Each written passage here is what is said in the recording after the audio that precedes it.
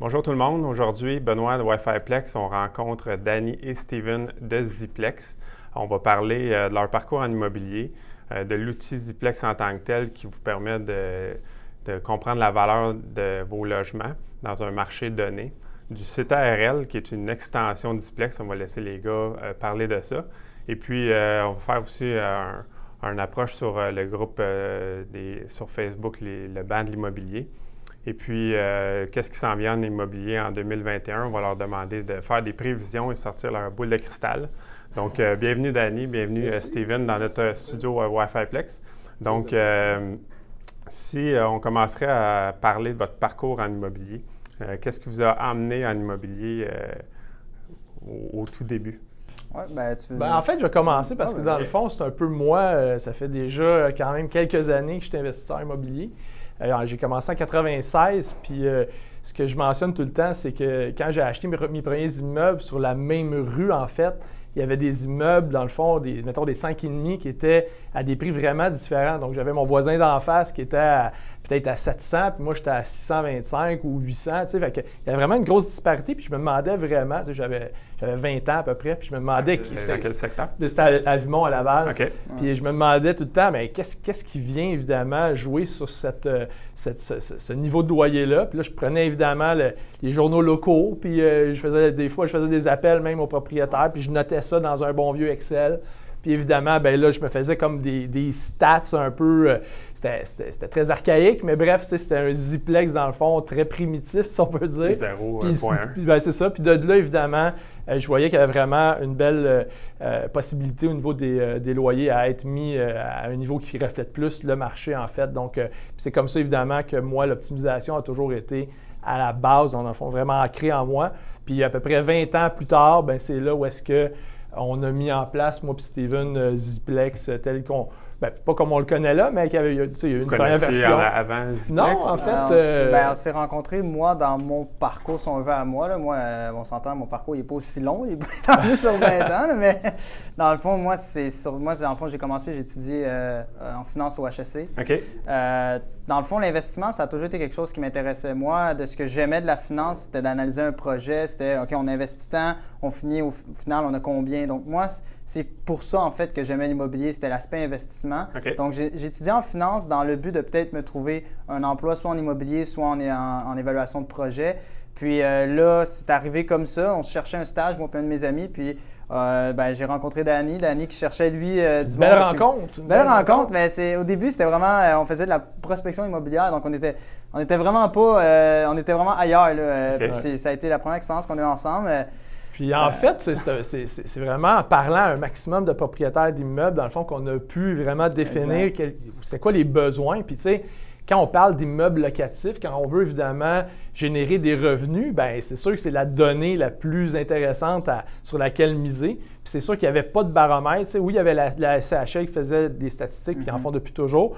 Mais eux, contrairement à nous, c'est qu'ils sont plus sur le loyer négocié. Tu sais, dans le fond, ils appellent les propriétaires d'immeubles, puis ils prennent l'information live de ce qu'ils ont. Mais tu sais, les loyers qui courent dans les baux, c'est sûr que ça en fait partie. Donc, Ginette dans le plateau Mont-Royal qui a un 5,5 qui est à 400$, bien, ça fait partie des statistiques. Nous, on est plus sur quand elle va avoir à quitter, évidemment, bien, combien le propriétaire risque de pouvoir louer. Parce que nous, on est vraiment sur, évidemment, le loyer qui prévaut dans le marché. Okay, fait que là, tu investis dans des blocs, tu étudies là-dedans, vous vous rencontrez, puis là, vous fondez Ziplex. Oui, exactement. Ça, c'est en quelle année, ça?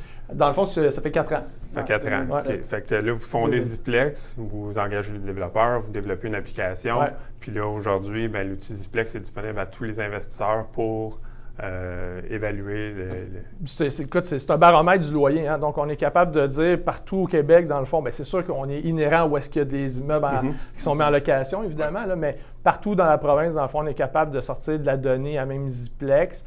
Puis c'est sûr que nos clients, oui, c'est beaucoup des optimisateurs, c'est beaucoup des investisseurs immobiliers aussi. Mais on a un gros volet de professionnels dans le fond présentement qui s'ajoute à ça. C'était ma prochaine question, c'est quoi votre consommateur type? C'est ça. Ben là, c'est sûr, quand on a commencé, c'était plus l'investisseur. Même qu'au tout début, là, vraiment la première version de Ziplex, on était juste sur le Grand Montréal, puis c'était juste comme par code postal à 3 caractères. Donc c'était vraiment comme très, très, très de base. Fait que là, c'était un peu... il y avait un peu tout le monde, les curieux qui voulaient savoir ça s'estimait à combien dans le secteur. Mais vraiment, quand on a lancé notre vraie version, nous autres, on l'appelle la version 2.0, mais c'est, si on veut, officiellement la première version complète de Ziplex. Là, c'était beaucoup les investisseurs immobiliers qu'on ciblait. On s'est rendu compte aussi que les optimisateurs, de plus en plus, ils aimaient cette statistique-là. Ils revenaient parce que justement, eux, quand ils faisaient leur projet, ça leur donnait leur cible à aller chercher dans tel secteur, puis ça leur permettrait de catégoriser les logements. Donc, de voir, exemple, ça, c'est des logements qui appartiennent à la strate supérieure, ça, c'est des logements qui sont plus dans la strate inférieure, ça, c'est des logements qui sont comme middle. Fait que, tu sais, eux, ils pouvaient, je pars de là, je m'en vais là. Fait que, tu sais, il était bon pour aller chercher les valeurs comme ça. Puis, au fil des développements, au fil que l'application a développé, c'est là qu'on est allé chercher d'autres clientèles avec plus professionnelles. Okay. On parle des courtiers, on parle des évaluateurs. Beaucoup les évaluateurs en ce moment, même au niveau des banques. On commence à vraiment avoir un discours avec les banques, commence à rentrer dans certaines banques, comme Desjardins, par exemple. Donc, on a vraiment comme étendu là, en ce moment. Puis on a peut-être un petit penchant un peu plus professionnel, mais ça reste encore une très, très bonne proportion d'investisseurs et d'optimisateurs. C'est intéressant. Donc, Ziplex, c'est un excellent outil pour n'importe quel type d'investisseur immobilier. Pouvez-vous me donner un exemple de chiffre? Là? Je suis un propriétaire, j'ai un logement loué à Longueuil, un 3,5. Je me logue sur Ziplex, puis qu'est-ce que ça me permet de voir exactement? Bien, en fait, dès qu'on va arriver sur l'outil, la beauté de la chose, c'est qu'il y a une map, puis on va dresser le secteur. Donc, c'est vraiment la grosse force de Ziplex, où est-ce qu'un client arrive, rentre l'adresse, puis après ça, ça va être vraiment un jeu de positionnement sur cette carte-là. Donc, nous, évidemment, on a beaucoup de données. Nos données viennent évidemment des annonces de logements à louer là, okay. Sur les divers sites d'annonces. Puis nous autres, on fait évidemment un traitement serré de tout ça. Puis, donc, la map, dans le fond, est liée à ces échantillons de données-là, si je pourrais dire. Et évidemment, quand le propriétaire va faire son secteur, il va avoir vraiment l'information de ça va reposer sur combien de données son analyse qu'il va faire. Donc, une fois qu'évidemment, il va faire go, j'accède aux résultats. Là, il va avoir la borne supérieure des loyers, la médiane, la moyenne. Il va avoir des tableaux aussi qui vont sortir, l'écart type. Donc, voir un peu, est-ce que les loyers sont tous à peu près du même prix dans ce secteur-là ou il y a vraiment un étalement qui est fait. Dans mon projet d'optimisation, je sais exactement quel loyer viser, quelque chose comme ça. Quelle braquette surtout viser. C'est pour ça qu'on dit que Ziplex est comme un baromètre au final. C'est que c'est sûr que ça ne va pas donner la valeur exacte parce que, il faut tenir compte de la superficie, il faut tenir compte de l'étage, il faut tenir compte le facteur, c'est dans quel genre, si c'est dans un petit plex, dans un grand plex. Fait que c'est sûr qu'il y a tout ça qui rentre en ligne de compte, mais de savoir que, j'ai la borne supérieure qui est à temps, moi, je sais que je tourne autour de ça. Ouais. Fait que ça l'indique. C'est une ligne directrice. Une ligne directrice, exactement. Puis il va toujours avoir une marge d'interprétation face aux résultats.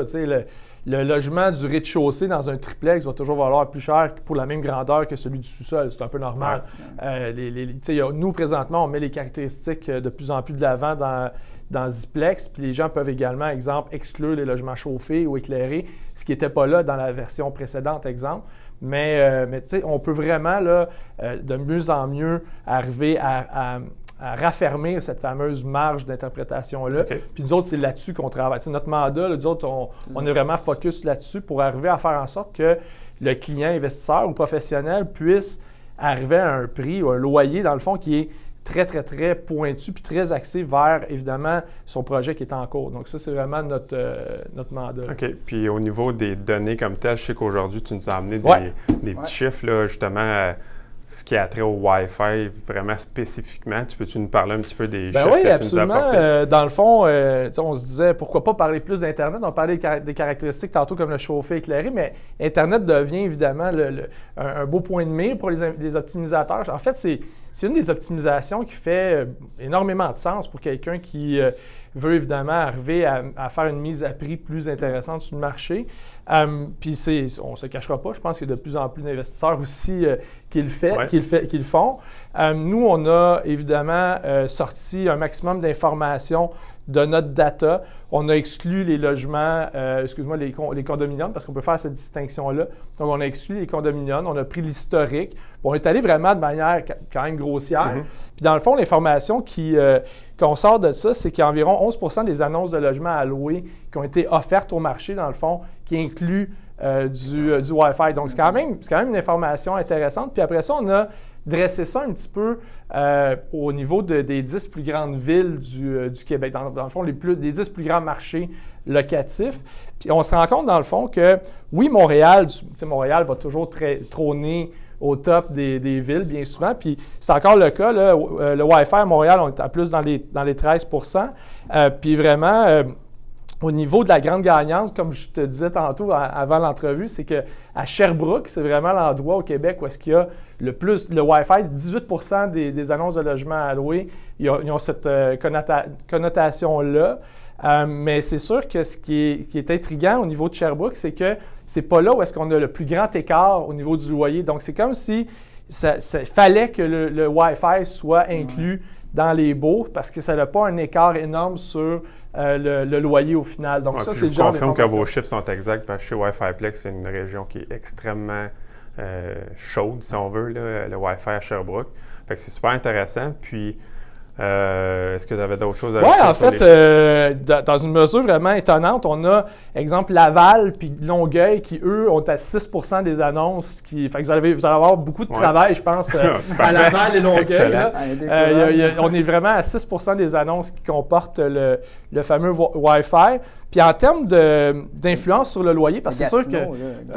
c'est ça, Gatineau, c'est incroyable. Avec Montréal, là, c'est l'endroit à Gatineau où est-ce que le loyer est vraiment le plus sensible au niveau du loyer qui inclut le Wi-Fi. Donc, ceux qui ne l'incluent pas, puis ceux qui l'incluent, il y a vraiment un écart énorme. Ça, on pourrait surtout être amené à expliquer ça parce que, bon, il y a la proximité avec Ottawa. Quand on arrive en Ontario, on arrive vraiment dans des niveaux de prix qui sont généralement plus élevés. Donc, peut-être que c'est dû au fait que les logements qui sont à proximité, vraiment à la frontière entre les deux villes, ces logements-là qui incluent, exemple, du Wi-Fi, vont profiter d'un effet de levier plus important sur le prix que s'ils étaient offerts plus en banlieue, plus vraiment reculé. Là. Donc, c'est un peu comme ça qu'on peut l'expliquer, mais bref, ça reste surprenant. Puis je pense aussi la pondération des logements qui avaient le Wi-Fi, c'était à peu près 17 % je pense. Oui, c'est ça. Donc, c'est une autre grande ville aussi que il faut quand même faire attention aussi au niveau de ce qu'on amène comme chiffre, parce que dans la réalité, on s'entend que c'est des logements, on parle de panier de caractéristiques, parce que oui, le Wi-Fi, là, on l'a ciblé, mais souvent, ces immeubles-là vont peut-être comporter également du chauffage, de l'éclairage, vont comporter du luxe supplémentaire, vont comporter peut-être des choses... Des inclusions, exactement. Fait que, tu sais, c'est prendre quand même ça... tu sais, on aime ça faire du macro, mais par la suite, c'est sûr qu'il y a quand même une portion de rentrer dans les résultats plus loin puis de pouvoir ressortir ces informations-là. Excellent. Fait que ce que je retiens, c'est vraiment Ziplex, c'est des données supplémentaires aux investisseurs. Absolument. C'est un outil de plus pour dans un projet d'optimisation. Puis là, si on le délaisse un petit peu Ziplex, si on veut, mais vous avez lancé dernièrement le CTRL, qui est le Centre technique de recherche de logement.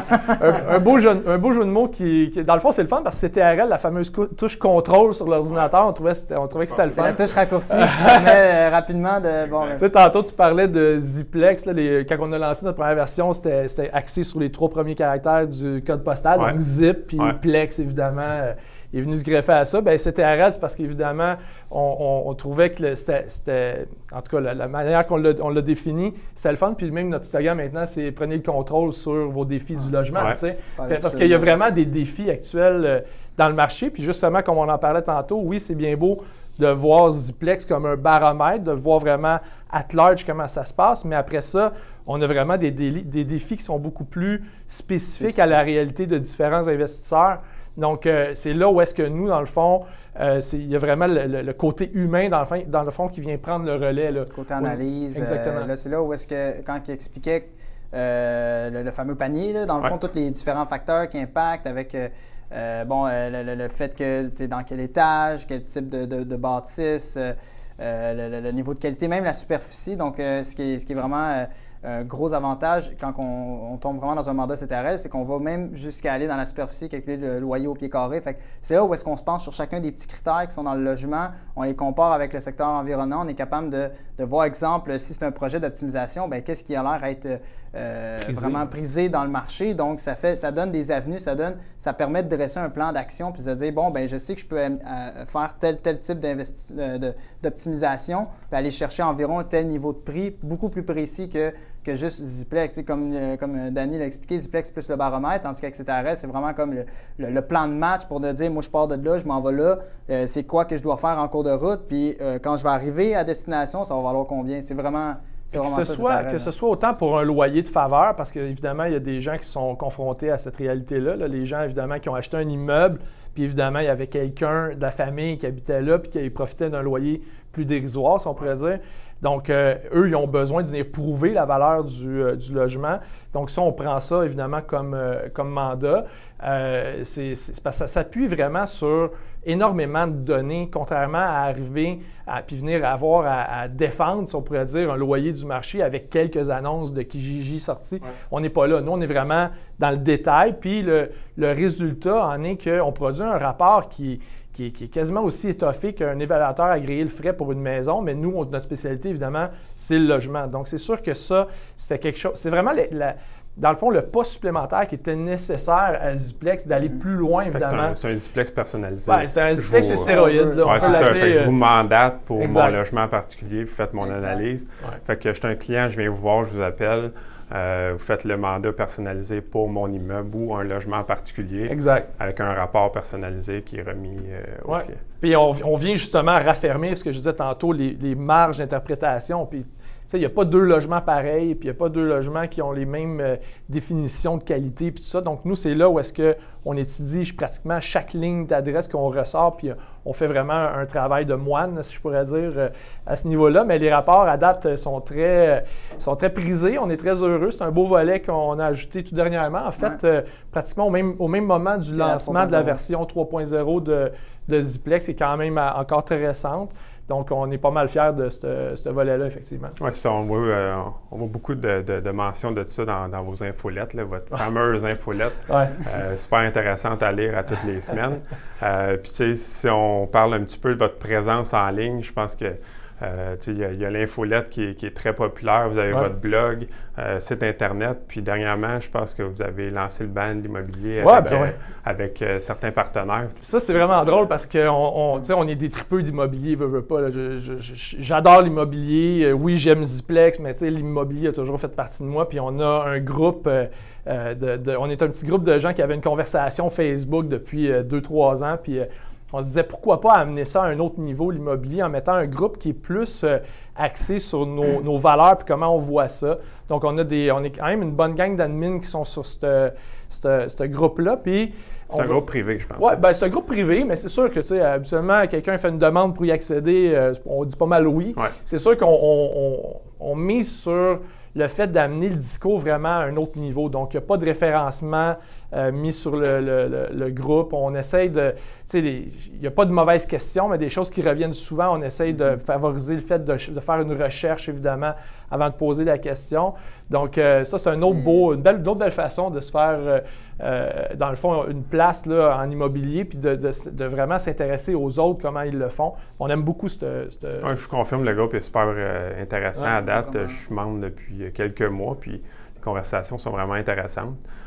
Toujours suivies. Puis si on regarde, peut-être pour conclure la vidéo, là, selon la boule de cristal Ziplex 2021, on sait que 2020 a été très ardu pour les investisseurs immobiliers, beaucoup de difficultés de location dans certaines régions. Qu'est-ce que vous voyez si je ne vous demande pas des prévisions coulées dans le béton? Mais... on se mouille, là. Non, c'est bon. Je vais laisser Steven. Sur les questions sensibles, je fais miroir à Steven. C'est ça, c'est moi qui s'en charge. Non, mais dans le fond, comme tu l'as expliqué, on a observé vraiment que il y avait surtout certains types de logements. Quand on regarde, mettons, à Montréal, dans certains secteurs, c'est les logements qui étaient un peu plus cossus, qui étaient vraiment des logements qui ont eu difficulté à trouver preneur. Puis, je ne vois pas la situation se rétablir de vraiment comme ça, juste demain. Avec l'immigration qui reste fermée, des étudiants qui ne bougent pas. Pour vraiment repartir ces créneaux-là, pour ramener l'engouement du centre-ville, puis c'est sûr que ça va prendre le retour, la réouverture des frontières, le retour aux activités. Puis en plus, on a justement sorti un article pas plus tard qu'hier, en fait, le 3,5 sur le 3,5, où est-ce qu'on se rend compte qu'en ce moment même, le 3,5 a beaucoup de difficultés à trouver preneur parce que justement, il est comme situé il n'est pas dans un sweet spot. En fait, en ce moment, à cause justement du télétravail, à cause du fait que les gens ils commencent à changer un peu leurs habitudes de comment ils voient leur chez-soi, ben ça fait en sorte que d'avoir des plus petits espaces, c'est un peu plus délaissé. Fait que le 3,5, il est comme, nous on appelle le mal-aimé. Le mal-aimé dans le marché. Fait que c'est sûr. Parce qu'une personne seule, une chambre, s'il veut se faire un bureau, il y a une blonde, tout ça, il manque d'espace un petit peu. Exact. C'est très limité. Fait que moi, je vois que ça, c'est sûr que c'est une situation qui va perdurer. Nous, on avait anticipé que la période de location allait être un petit peu plus difficile, cette période-là. Cette période-ci, justement, à cause du fait que l'année passée, quand ça a comme éclaté, ça a éclaté vers comme mi-mars environ. Ouais. Puis tu sais, la période forte de la location, c'est janvier-mars. Fait que ça a éclaté comme à la fin de la période forte de location. Fait que nous, on appréhendait que, vu que ça a éclaté comme vers la fin, que en début d'année, cette année, que là, c'est le bout qu'on n'a pas eu l'année passée, qu'on va aller le rechercher. Ceux qui auraient peut-être voulu déménager l'année passée et qui se sont dit « Oh, attends, là, je sais où est-ce que je suis, je ne sais pas vers où je vais aller. » Il y a beaucoup de locataires qui sont revenus sur leur décision quand même. Puis on se dit qu'évidemment, là, c'est peut-être le moment justement où est-ce qu'il y en a beaucoup qui veulent avoir de l'espace dans leur logement, veulent aller peut-être à l'extérieur. Le télétravail il a tellement été mis ancré dans la tête des gens que maintenant tu peux travailler d'à peu près partout. Ouais, fait que c'est sûr que les besoins en logement sont différents. Je veux dire, on peut faire une belle économie, là, surtout si on n'est plus à Montréal, où est-ce qu'évidemment les loyers étaient évidemment beaucoup plus élevés. On peut faire le même travail peut-être en étant dans le nord, là, sur le bord d'un lac. Puis, bon, c'est sûr que tu n'as pas le lifestyle des bars, mais non, ils sont fermés. C'est sûr que tout ça va revenir. Tout ça, on voit évidemment que tout ce qui est immigration, tout ce qui est le lifestyle, tout ce qui est l'économie avec le vaccin qui s'en vient, je pense que ça va aider beaucoup de penchants d'économie, dont évidemment tout ce qui est l'immobilier locatif. Mais nous, dans le fond, ce qu'on aime rappeler, c'est surtout que, oui, il y a une réalité globale, mais chaque marché est complètement différent. Puis, tu sais, les statistiques que je vous ai arrivées avec Wi-Fi Plex, je les ai pris sur le front-end de Ziplex. Je n'étais pas derrière dans le back-end. Je me suis promené, j'ai sorti les statistiques, je me suis fait un beau tableau Excel. Oui, on peut aller plus loin dans le back-end, évidemment, directement à nos statistiques, mais c'est vraiment disponible directement à nos clients qui veulent se faire toutes sortes de statistiques puis faire parler le data. Donc, oui, tu as le macro, mais d'aller vraiment dans la réalité qui est propre à l'immeuble sur lequel on risque d'investir ou on a déjà investi, c'est là que c'est le fun de pouvoir avoir des résultats. Puis, si évidemment le data ne va pas aussi loin, c'est là qu'évidemment, oui, via le CTRL, on peut aider nos clients, mais c'est vraiment comme ça, dans le fond, qu'on voit la game. Je pense qu'évidemment, l'immobilier, en règle générale, on a vu des acquisitions avec des TGA tellement basses. On voit à la baisse. Exactement, ils sont ultra à la baisse, puis les grands joueurs embarquent dans le marché. Je pense qu'on sait que le Québec puis le Canada en général, avec leur objectif d'immigration, favorise le fait qu'il va y avoir beaucoup plus de monde, beaucoup d'immigrants qui vont arriver. Donc, puis en plus, c'est une question de temps. C'est ça. Puis on était avec des taux d'inoccupation très, très, très bas. Donc là, je pense qu'on a un petit peu, là, surtout à Montréal, ça a remonté quand même pas mal. Là. Mais quand même, là, avec le fameux, je pense, 1 million, en tout cas, il faudrait que je ressorte la statistique. 1,2 million d'immigrants sur 3 ans qui risquent de rentrer ici. C'est l'objectif. C'est l'objectif de viser ça. Donc, là, tu te dis, waouh, dans le fond, dès qu'ils vont réouvrir, ils vont mettre les valves là-dedans, dans le tapis. Là, donc, puis ils vont atterrir dans... pour la reprise économique. C'est ça, parce que on a regardé, là, c'est sûr, c'est dans des statistiques un peu plus passées, mais je pense pas que la situation va tant changer. Mais Montréal, même malgré les prix qu'on a vus qui étaient un petit peu plus élevés, ça reste quand même un marché qui est abordable si on regarde ailleurs.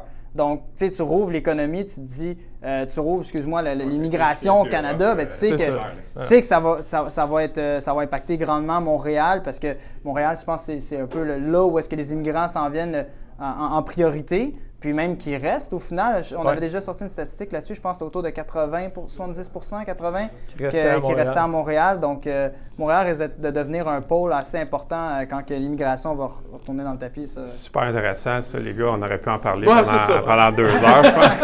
Fait qu'on va conclure là-dessus. Tous les sujets qu'on a abordés pendant l'entrevue, on va laisser ça en bas du vidéo. Vous pouvez suivre Ziplex et Wi-Fi Plex sur nos réseaux sociaux. Merci beaucoup, les gars, de s'être déplacés à Blainville aujourd'hui. Merci à vous autres. C'est vraiment plaisir. Excellent. Donc, à la prochaine. À bientôt. Merci.